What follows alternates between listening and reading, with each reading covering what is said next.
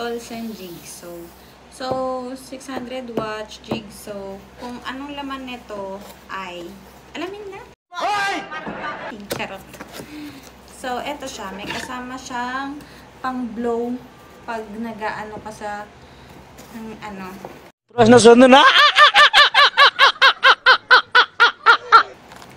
So, eto yung main product niya. Ito yung manual. Andito na lahat. Tapos, ang kasama ng manual ay yung isang bala ng Tolson. So, kapag bibili kayo ng Jigsaw, bumili na rin, sabayan nyo na rin siyang bumili ng bala. So, paano nga ba ginagamit ang Jigsaw? So, ng Tolson. So, first, angat nyo to. Pag ikakabit nyo na yung bala nyo. So, pindutin nyo lang yon. Ito yan guys, pipindutin nyo to para ipasok to. Make sure na paharap. So, meron siyang adjustment dito kung gaano kalakas pag inano mo na siya. And may lock. Kung gusto mo magtutuloy-tuloy, yung pag-flow neto, dito yung lock niya. So, pag ayaw mo na, pindutin mo ulit to para mag-release. So, may numbers din yan. Ang lowest, 1, 2, 6. Ang pinaka-highest niya. Yung bilis nito nung andar nito. So, kailangan nakababa to.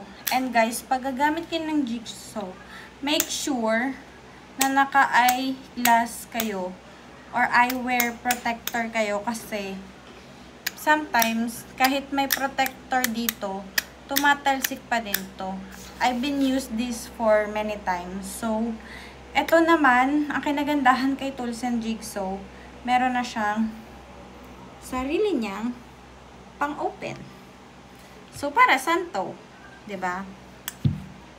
So, eto, pwede mo tong iliko-liko kasi pwede mong, teka guys, mahirap kasi to. Hindi ako ready. So, ito, para dito yan, guys. So, i-open mo, luluwagan mo lang para ma-left or right mo siya. So, tatry ko munang buksan. Pause mo muna, girl.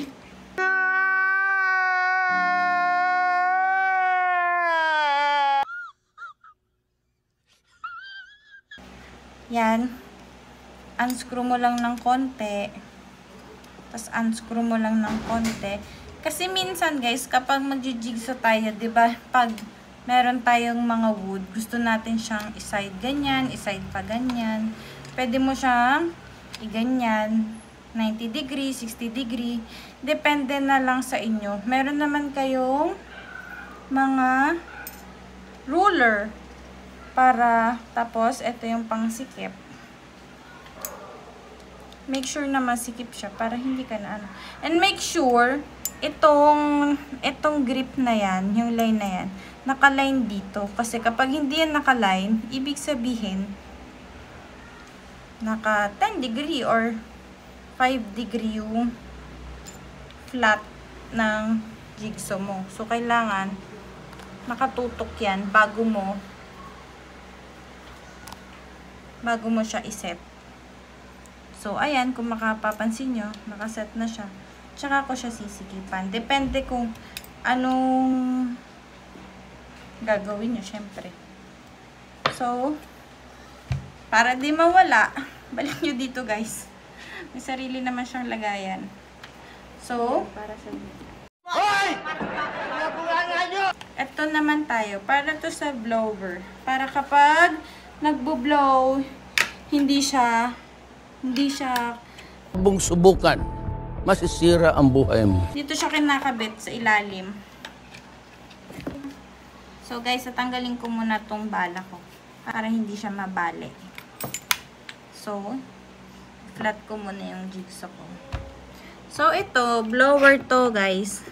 So pwede nyo tong ikabit para kapag ginagamit nyo na siya, nagbo-blow dito sa likod. Hindi na siya kung san-san papupunta. Kasi magbo-blow na siya ng kusa. Tsaka meron kayong guide dito sa harap. May guide din kayo sa likod. Kung hindi naman gano'ng katigasan yung kahoy nyo, dun lang kayo sa 3. Madalas ako nasa 3 to 2 lang eh. Tapos 0. Kapag kailangan ko ng power, sobrang tigas. 1, 2. Sobrang tigas 3. Pag mahaba yung pinuputol ko, tuloy-tuloy, lock. Tuloy-tuloy. Tapos, release. Ganun lang. So, may manual din naman. Yun yung gamit ni Jigsaw.